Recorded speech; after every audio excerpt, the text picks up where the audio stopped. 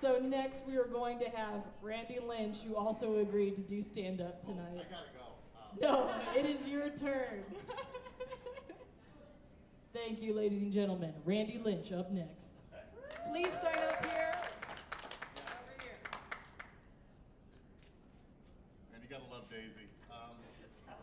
That is brave. She does what she does the music all the time, and that's what she's comfortable with. And it's so scary when you try to step out of that little bubble of safety. That it's stuff that it's still scary to sit up there and perform music. But if you've done it for a while, it's not that big of a deal. So Daisy, this was so brave of you, and to get up and do stand-up is so brave. So you guys, thank you for realizing how brave I am for following her up. Yeah, there was nothing. Yeah, I wasn't trying to be any sort of gain some support.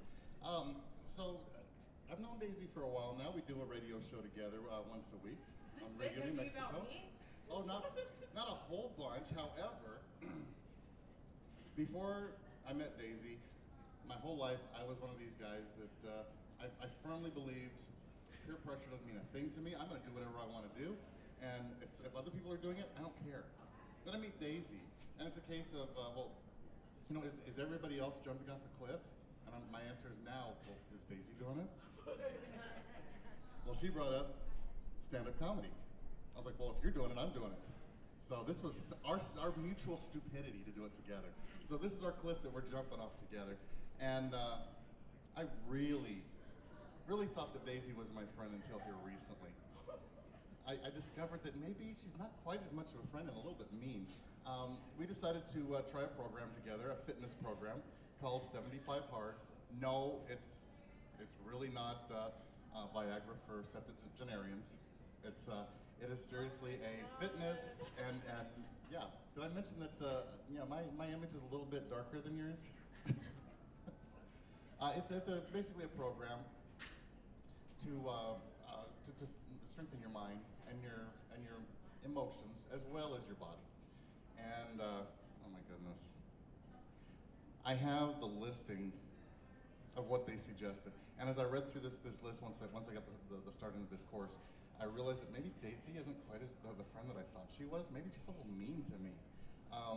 So there's rules, and hard and fast rules. 75 days, you gotta stick with this. Rule number 1, follow a diet.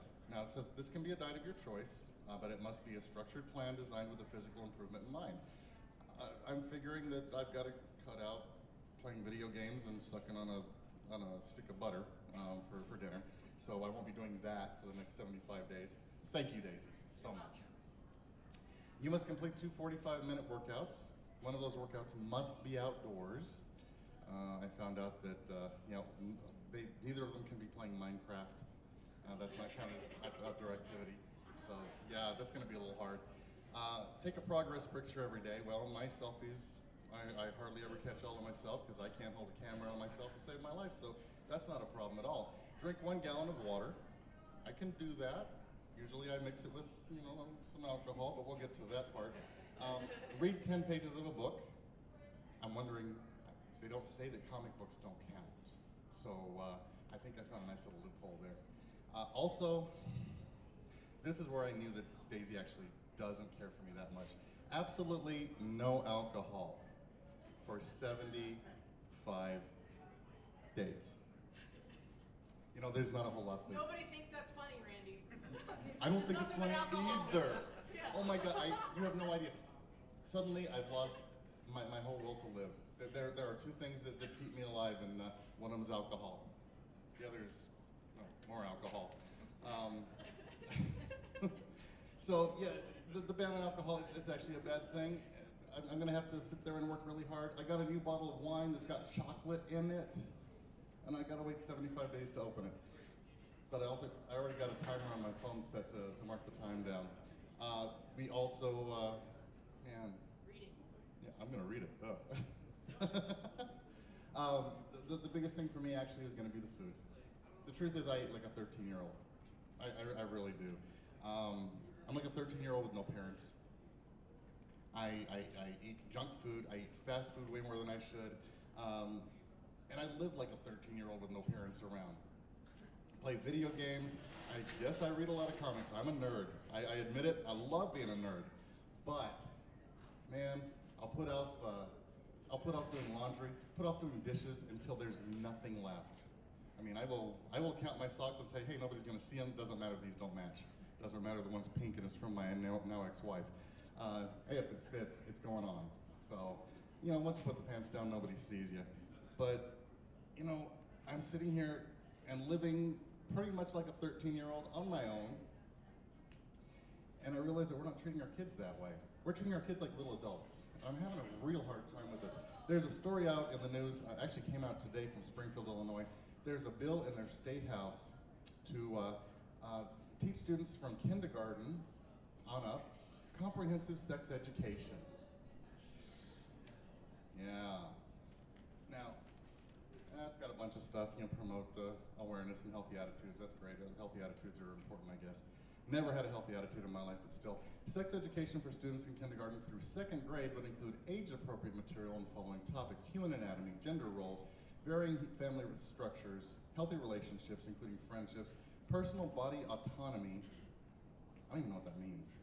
How to promote personal safety, including reliance on and communication with parents and trusted adults, and bullying. I've got a huge problem with us educating our kids with sex to this degree. And the problem is this: I don't want to have to go to a kindergartner and ask them questions about sex that I don't know. And that's kind of, yeah, that's where I'm at, you know. You know, Scooter, what is this? And you put it on how? And doesn't that chafe after a while? Oh, okay, never mind. I don't want to deal with it. Nope, not going to deal with it at all. So yeah, we're gonna steer clear of that. My parents gave the basic sex talk. You know, talked about the stork and you know, how you had to give a special hug. And if I was a kid, if I had a kid, now thank God I don't have a kid, I'd be telling something along the lines of, you know, I don't know, son. Yes. There we go. He's listening now.